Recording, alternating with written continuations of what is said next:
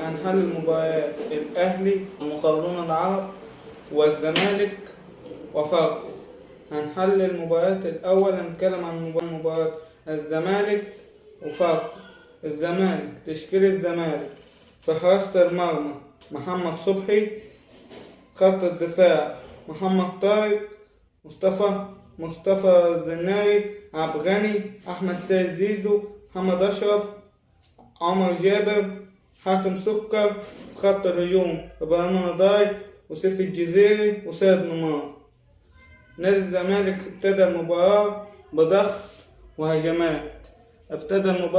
وهجمات وسجل الهدف الأول خوان كارلوس أوسوريو بعد مباراة القمة. بعد ما لبس 3 أهداف عرف ينزل التشكيل النهاردة نزل كويس، اتقدم بالهدف في الشوط الأول وكان لعب كويس، واتقدم بالهدف في الشوط الثاني.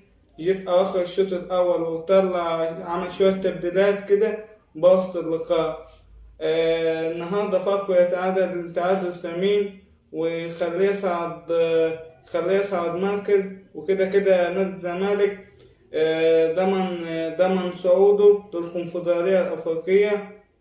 بالنسبة له تعادل أو فوز، المباراة حصل بس كان فوز الأحسن عشان يسعد جماهير الزمالك بعد الخسارة من مباراة القمة بالأربعة. خوان كارلوس أوسوريو بعد الخسارة من القمة كان عايز يكسب النهاردة بثنائية، بس للأسف والتعادل النهاردة فاركو لما يلعب على الهجمات المرتدة ونجح إن هو يطلع بنقطة، وده الهدف الرئيسي لفاركو.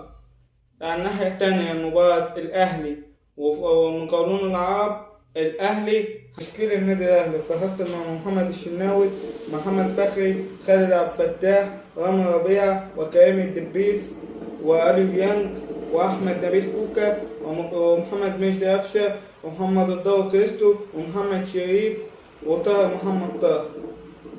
الأول هنتكلم تشكيل النادي الأهلي. الأهلي بدأ ضغط في الدقيقة 25 بكرة طويلة من أحمد نبيل كوكا وتسديدة من أليو ديانج، والهدف الأول للنادي الأهلي جاء عن طريق كرة طويلة من أليو ديانج بعد فترة من عدم تسجيل أهداف أليو ديانج النهاردة بهدف عالمي لأليو ديانج. الهدف الثاني جاء عن طريق طاهر محمد طاهر، قدر يسجل هدفين النهاردة. هدف جابه من كرة طويلة، والهدف الثاني جابه من كرة عرضية من ضربة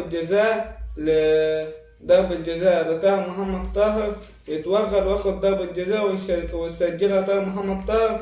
يبقى طاهر محمد طاهر سجل هدفين بعد فترة طويلة، ويحتفل احتفال كالعادة بتاعه، احتفال جديد مع لعيبة النادي الأهلي. وبالنسبة إن هو خد رجل المباراة أحمد نبيل كوكا، ما تستغربش ليه إنه طاهر محمد طاهر ما خدش رجل المباراة، لأن رجل المباراة مش متتاخد على أساس إن أنت سجلت أهداف. رجل المباراة متاخد على أساس إن أنت ككل في المباراة عملت إيه. والنهاردة أحمد نبيل كوكا كان كويس في نص الملعب وعمل أسيست، والنهارده أحمد الضو كريستو كان كويس، ومنصور الكرة المدير الفني عمل شوية تبديلات كده لراحة بعض اللاعبين، ونزل بس تاو في آخر 5 دقايق كده تنشيط، والنادي الأهلي قدر يكسب برباعية.